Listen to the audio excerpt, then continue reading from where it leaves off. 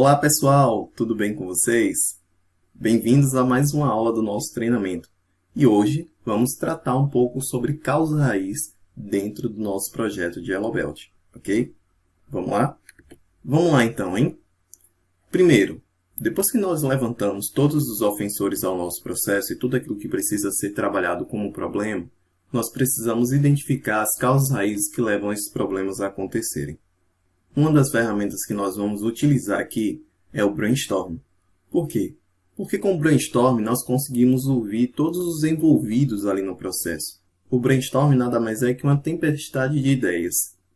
E com o Brainstorm nós conseguimos ali nos reunir com todos os envolvidos no processo, lançar aqueles problemas em meio a essa reunião e obter todas as possíveis causas relacionadas àqueles problemas, justamente vindo da pessoa ou das pessoas que atuam diretamente com aquele processo, ok? E assim nós conseguimos obter informações muito mais precisas das possíveis causas para todos os problemas que nós temos. Bom, mas para a utilização do Brainstorm, é claro que nós temos que seguir aí algumas etapas e algumas regras para que tudo saia conforme o planejado. Vamos dar uma olhada? Ok? Então vamos lá. O primeiro ponto é: junte pessoas que atuam nas atividades e nos processos envolvidos. Junte todos que têm conhecimento sobre aqueles problemas que você encontrou após suas análises.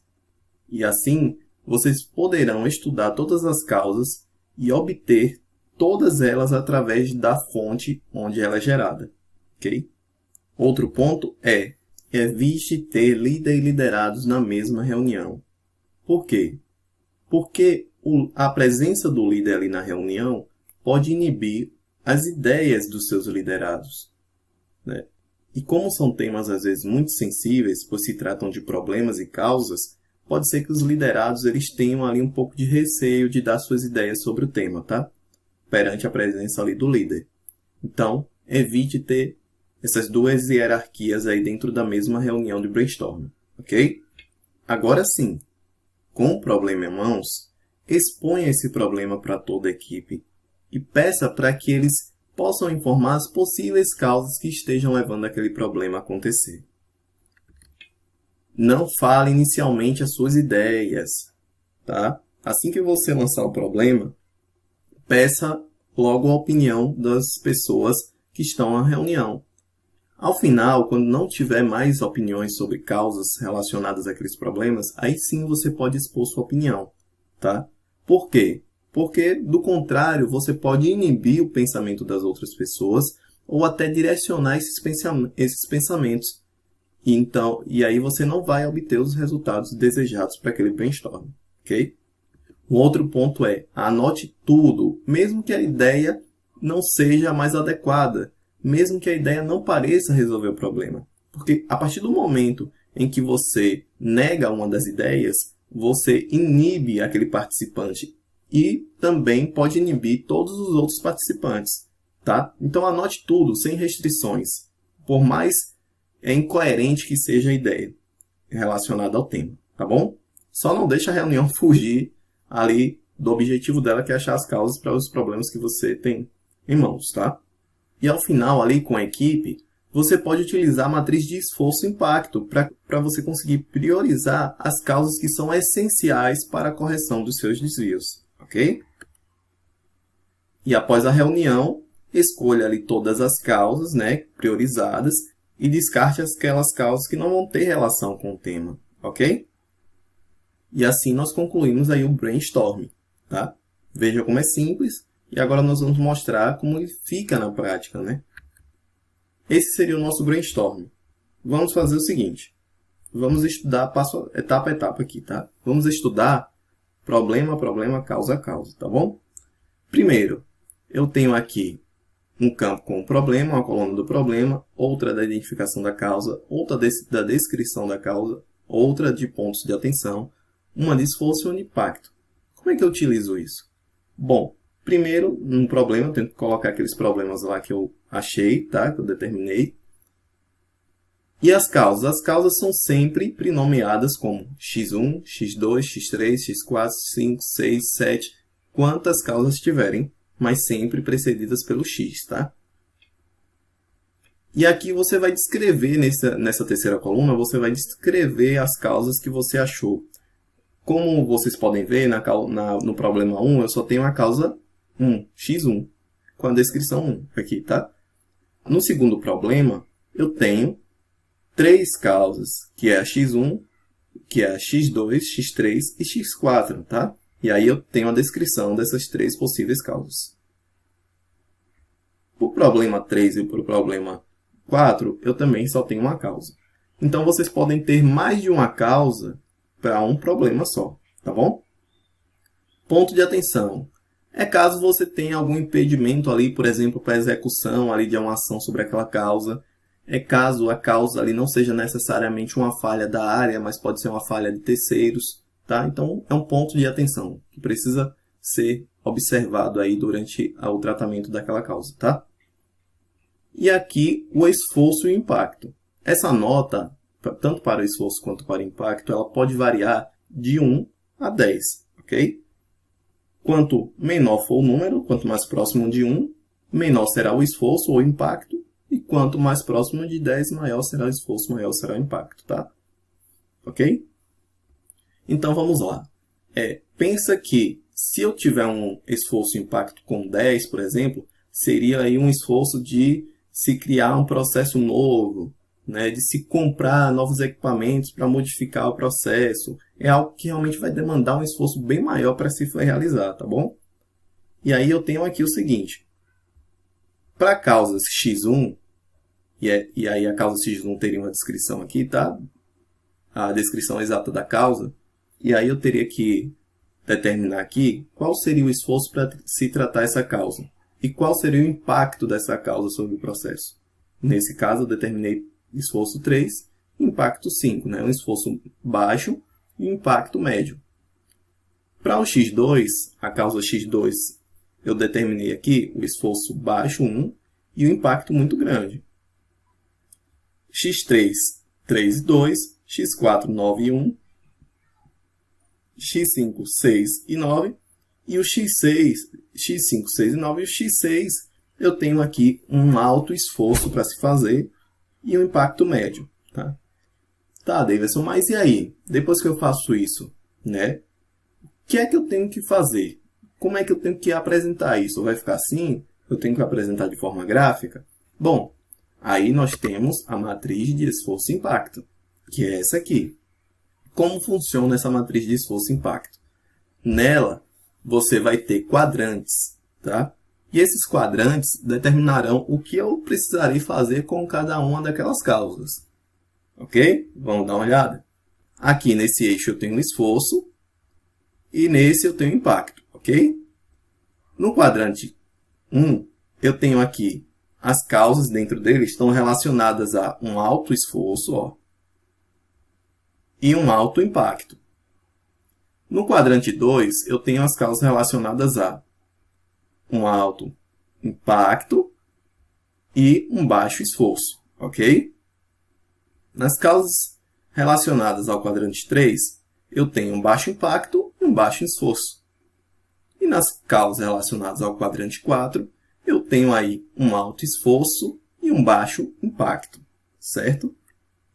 E aí eu vou trazer aqui para vocês ao lado a descrição de cada um deles, tá? O que se fazer, por exemplo, quando uma causa estiver no quadrante 1?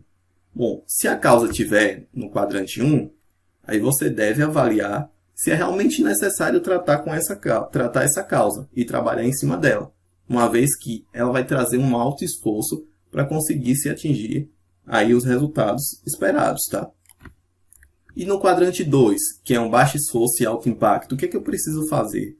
Bom, se ela tem um alto impacto e eu vou ter um baixo esforço, essa é a causa ideal, é aqui que vocês devem focar muito mais os seus esforços, porque ela vai demandar um esforço baixo para um impacto muito alto. Eu vou reverter o meu indicador fazendo o menor esforço possível, entendem?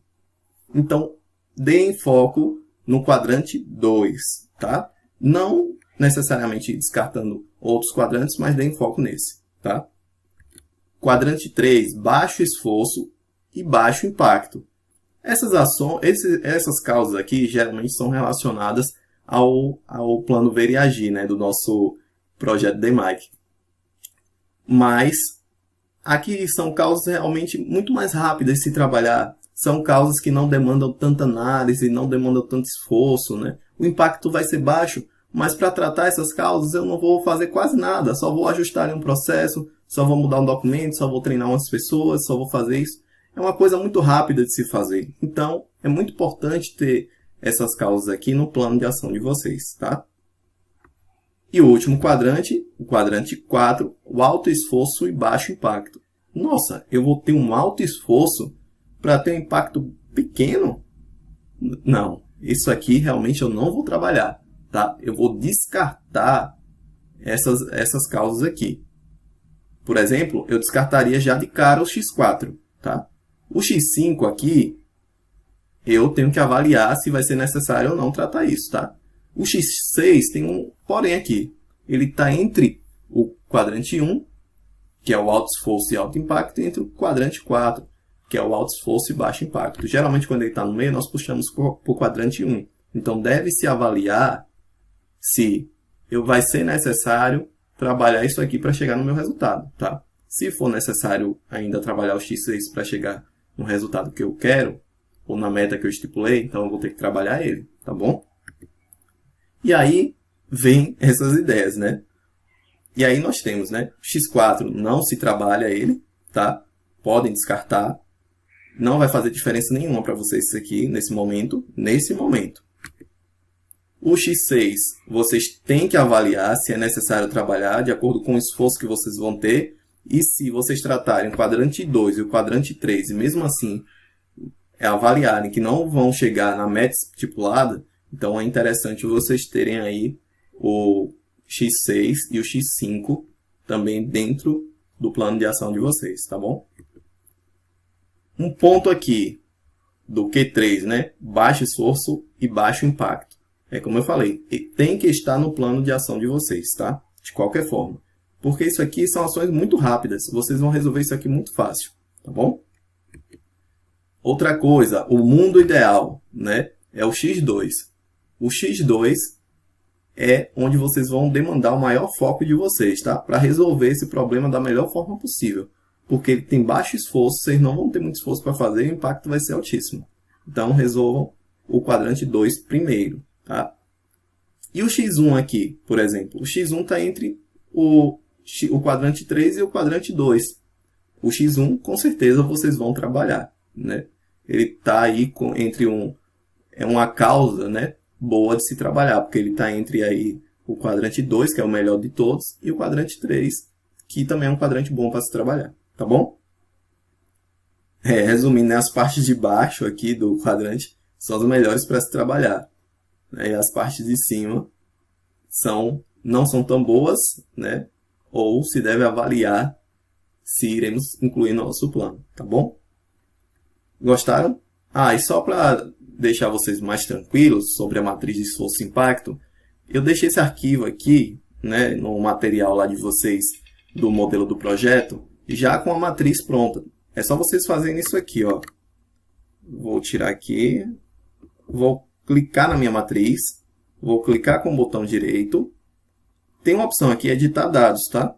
Eu posso simplesmente vir aqui, ó, editar dados, ou eu edito aqui numa tabelinha bem rápida, ou posso editar num arquivo do Excel, com todos os menus, né, todas as informações que o Excel tem. Aqui, ok? Acabei de abrir, e como vocês podem pegar aqui no cantinho, ó, e arrastar para baixo, e aí vocês podem lançar aqui do lado esquerdo todas as causas, né?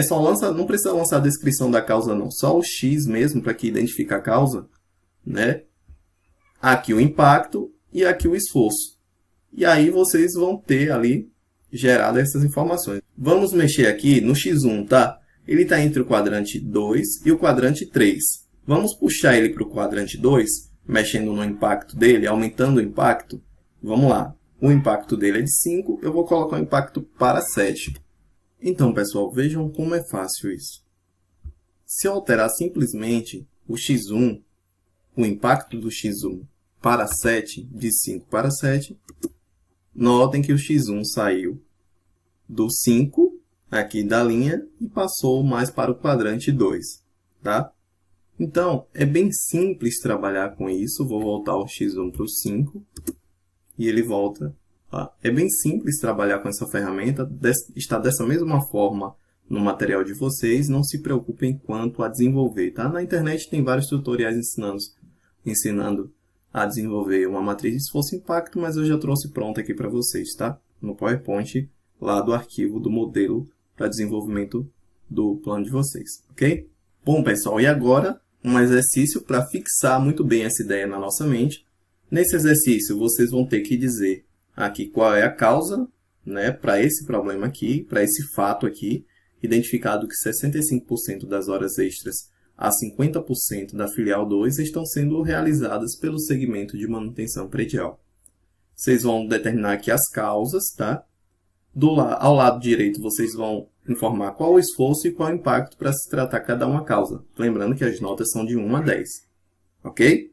Um outro ponto é o x aqui do lado, lembra? Tem que ser um x sequencial. x1, x2, x3, x4, x5, x6 e x7. Ok? Não precisa fazer os 7, tá? Podem fazer até 4 ou 5 causas. Depois, no slide seguinte, vocês vão ter lá a matriz, como eu mostrei aqui.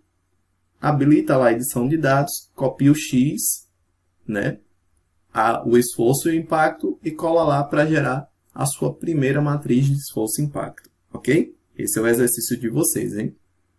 E eu quero que eu preciso que vocês façam para que vocês aprendam na prática a utilizar as ferramentas, tá bom? E então, pessoal, o que pode dar errado nesta fase, neste ponto do processo E o que pode dar errado nessa fase de medição? O que pode fazer com que o seu projeto dê errado no momento mais crucial, talvez o momento mais crucial aqui do seu processo de análise e de estudo do desvio ou do problema? Primeiro, não levantar todas as variáveis. É necessário identificar todas as variáveis que envolvem esse processo. Se uma variável ficar de fora, é possível que essa variável que ficou de fora tenha um impacto muito forte nas suas causas e assim você não consiga reverter as causas devido às variáveis que não foram levantadas, tá? Levantem todas as variáveis.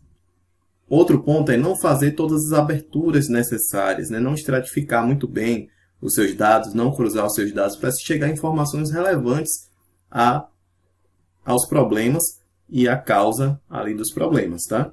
Um outro ponto é não descrever bem o problema, né? Deixar dúvidas ou ambiguidades ali no problema, coisa que vai atrapalhar a sua análise de causa, tá? Não investigar bem as ideias no brainstorming, não ir a fundo com as pessoas, não instigar as pessoas a fazer bem o brainstorming, ok? Isso pode ser uma falha que pode não reverter aí os seus resultados e não chegar às causas necessárias. Envolver poucas pessoas na identificação de causas, ali fazendo brainstorming ali com 1 ou 2 pessoas, não vai dar certo. Tem que ser todas as pessoas envolvidas, tá? Ou pelo menos boa parte dessas pessoas, tá bom? E ter uma má definição do esforço e do impacto das causas. Às vezes você trata uma causa ali com baixo esforço e alto impacto, mas na verdade ela seria um alto esforço e um alto impacto. Ou até mesmo o contrário, né? Um alto esforço e um baixo impacto. Então tem que ter muito cuidado com isso, tá? Essa má definição do esforço e do impacto é o que vai direcionar todo o seu plano de ação, tá bom? Tenham bastante atenção. Bom, era isso que eu queria passar para vocês nesta aula. Espero vocês então na próxima aula. Até lá!